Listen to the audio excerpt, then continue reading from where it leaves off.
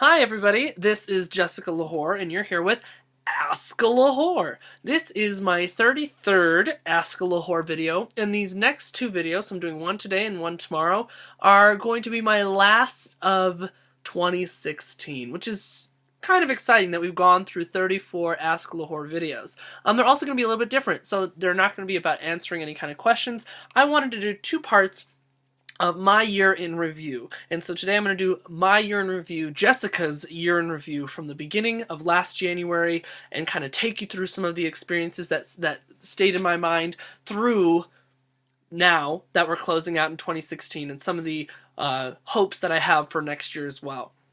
And then tomorrow I'll be doing the same thing, but a little bit different, and it'll be my last one until we start a whole new series of Jessica videos on YouTube. But I first want to say thank you all so much for subscribing and following, and continuing to comment on my videos and follow me on Facebook.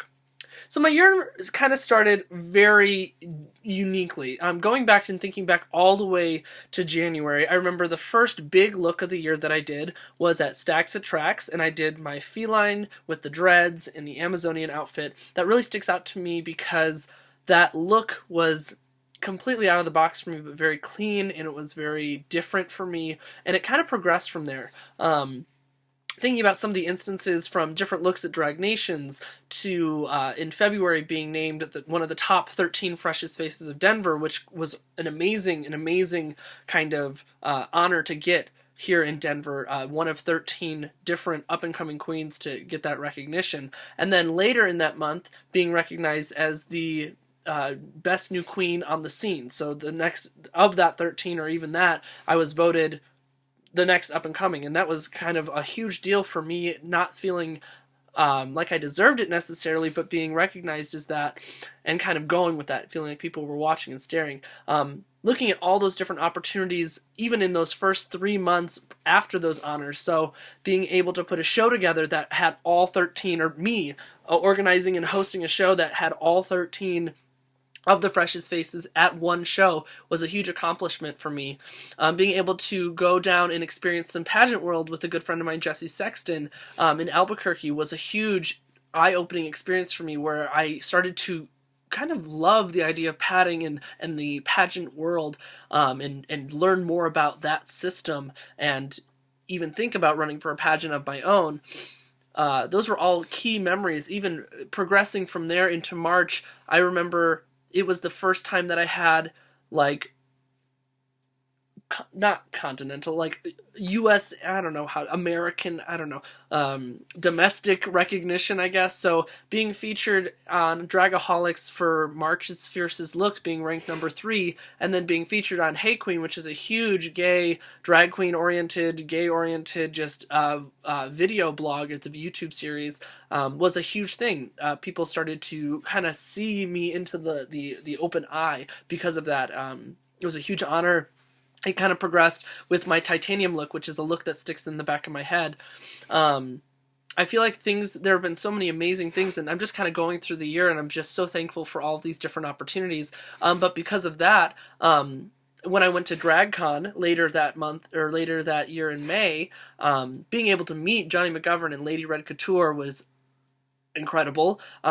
Being able to talk to shows in LA, and people recognize me from the Hey Queen show, and when I reach out to try and get a booking, they relate that, and so that is really cool. So that moment of being on Hey Queen and Dragaholic was actually so beneficial to what Jessica Lahore is now.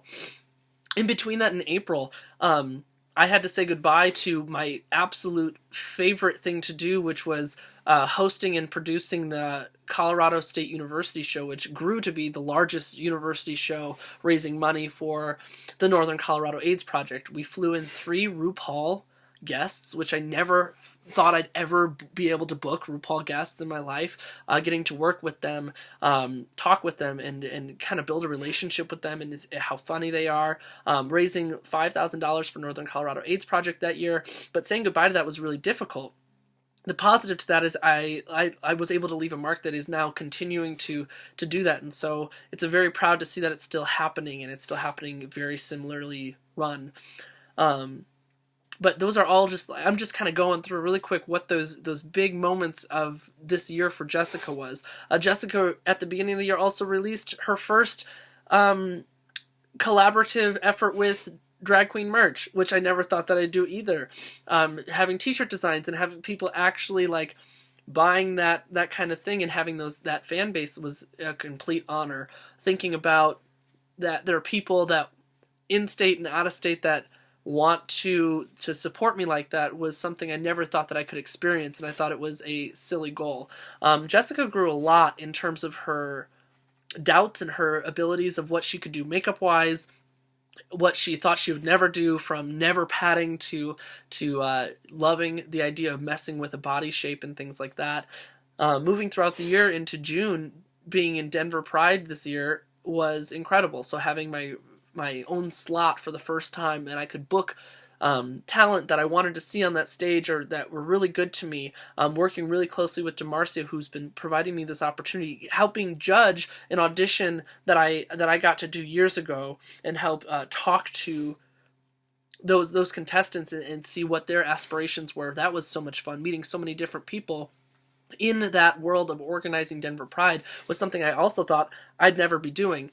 Continuing that trend, it was into July and August. Getting to host Drag Nation was something that was offered to me that I never thought. Having my own show at Trax were some amazing opportunities that either came and left, but they just happened, and they're sticking in the back of my head. Starting an Instagram and things like that happened this year. So many different relationships with people from all over the world that I've been able to connect with and talk to on Facebook. Producing my own show in Fort Collins that is over a year old happened this year, and providing opportunities to performers that I wanted to see on the stage and get to know better. These are all things.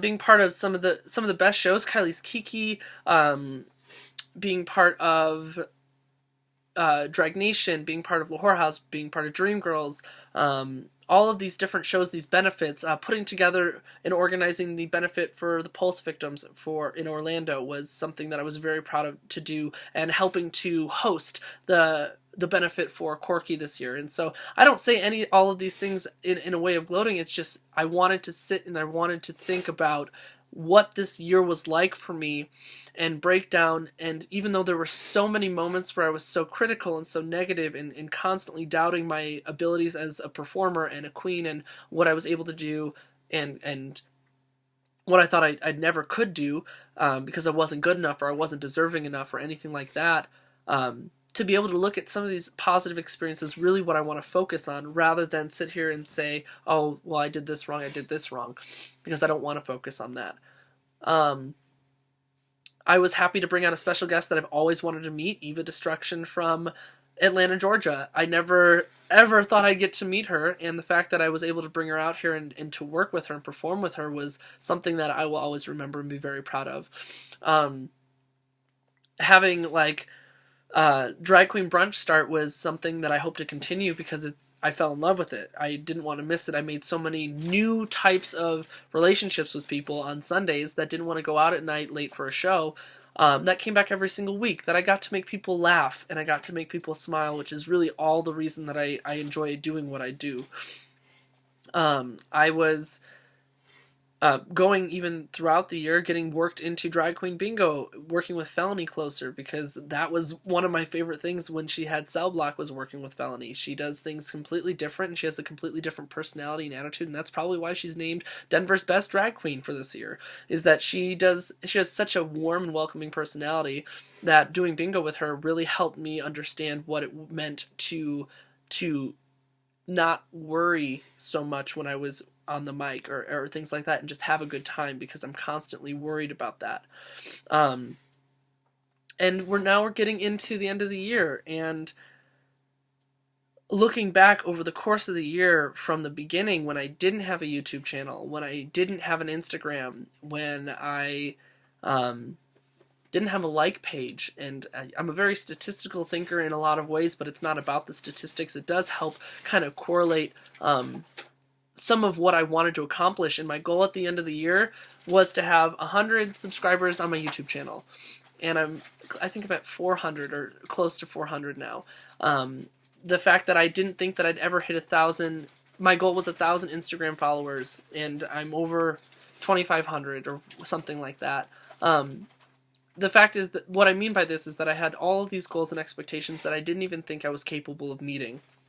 And the fact that they're met means that I have the love and support from all of you, and that's why I'm so thankful and I'm making this video, is to thank you for an amazing 2016, for Jessica, for supporting Jessica, for commenting when you didn't have to, for asking me questions just to keep these videos going, to bringing $1 to a show, or even just talking to me after a show. All these silly little gifts. I've kept every $2 bill I've ever gotten tipped with. I've kept every single coupon, from the Ragu coupon to the Noodles and Company to the Bathhouse coupon that I got. All the little tiny cards and gifts and little things and knickknacks that people gifted Jessica throughout the year, because that is the stuff that really means the most to me.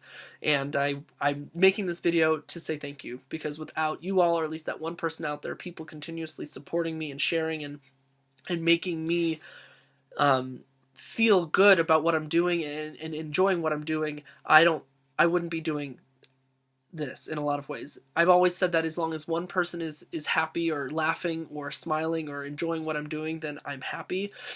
And I know that that one person's out there, and to know that there's more than that one person means so much to me. And so this is part 1 of part 2.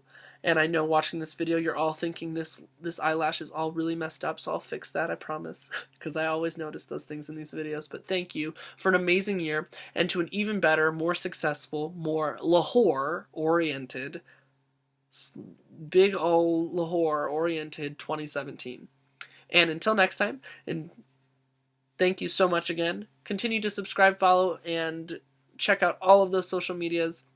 But this is my big heartfelt thank you to all of those Lahores out there. Bye. Love you. Boo-hoo.